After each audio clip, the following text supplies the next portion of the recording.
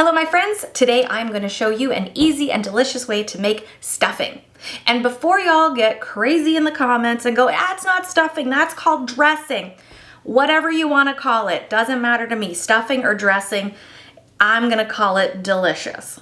So what we need for this is a baguette or two, depends on how much you want to make. I'm using 2 today. I recommend a baguette, even a day old, because it's a little firmer, a little more crispier. We're gonna dry this out as our first step anyway. So if you wanna use toast, go ahead, but if you wanna change up your game, get yourself a real good baguette. You will also need 2 cups of stock, onions and celery, which all you need to do is saute them down with a nice good dollop of butter. I used 2 medium onions and like 3 or 4 celery and just chopped it up really nice and thin. Cooked it out. Do not brown or cook them on high heat, just a low heat, and let them become a little bit soft and a little translucent. So I've already done that. We need some seasoning, which I will talk about a little bit later. You need a casserole dish and a bread knife for your bread. Please use a bread knife. It's safer, it works better. Highly recommend. So while your oven is preheating, we're just gonna go ahead and cut our baguette. You do not have to make sure that these are in any kind of perfect size or shape. I mean, you don't want tiny little crumbs and then big chunks. So, I mean, do your best, but it's not gonna matter. So I just do them in rounds and then cut them into 3. And then I've got these nice little cubes. And if you're a little hungry while making these, have a little bread. All right, I've got all of my bread or baguette chopped up, so I'm just gonna toss them over here and tidy up real quick. Okay, and we need to dry these out even further. Even though it's baguette bread and it's nice and crispy, there's still lots of soft bread parts. So we're not doing anything to these pieces of bread. We are simply putting them on the pan and putting them in the oven until they get really nice and dry, almost like croutons, but no oil, no seasoning, no nothing, just in the oven, probably about 15-20 minutes, and we'll check on them. And with the magic of TV, as they say, we have croutons. 20 minutes. Patience is key here. I definitely make sure that they are nice and, can you hear that? Crunchy. Let them cool down and then we can go ahead and do the next step.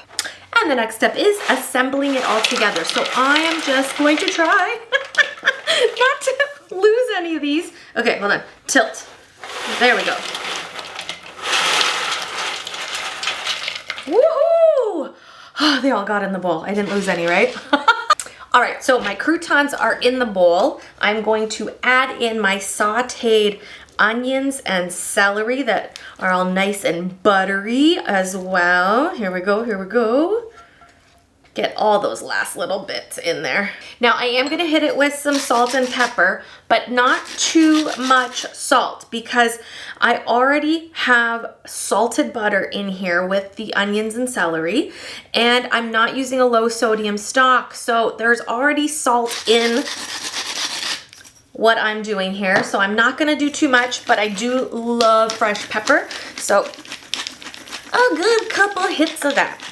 Obviously the thing about seasoning and salt and pepper is you add as much or as little as you want to taste. Now, I'm gonna talk about another seasoning that I am using in this version of the way that I love stuffing or dressing, whatever you wanna call it. Okay.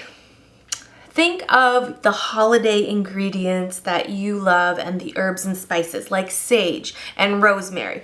Those would be lovely if you wanted to put that in here. But I'm going to introduce you to using summer savory in your dressing. Now I absolutely love this stuff, so I'm gonna use quite a bit, but probably like 5 or 6 tablespoons is what I would guesstimate. Okay, last but not least, we are adding our liquid, which is our stock, chicken stock, veggie stock, whatever you wanna do. And I'm gonna get ready by putting my gloves on because the best way to mix this up is to use your hands, but I'm one of those people that gets really annoyed when there's stuff under my nails and then I have to scrub all my nails and then it smells like onions for 13 days later.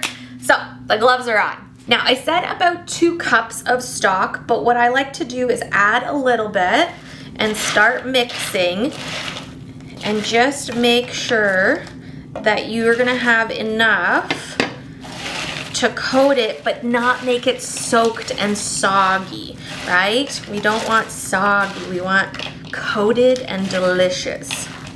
Okay, and a little bit more, the last of it here. Oh, I got them all in except now. Okay, we're gonna let that sit for a minute or 2. I'm gonna get that oven now up to 350 degrees. And then we're gonna get this in there. Woohoo, smells awesome. The last step is getting it into the casserole dish. Give it a nice little spray with your cooking oil, or grease it with, or grease it with butter, whatever you typically do. Just to not have too much stickiness on your pan. All right, this goes in. Again, try not to drop it.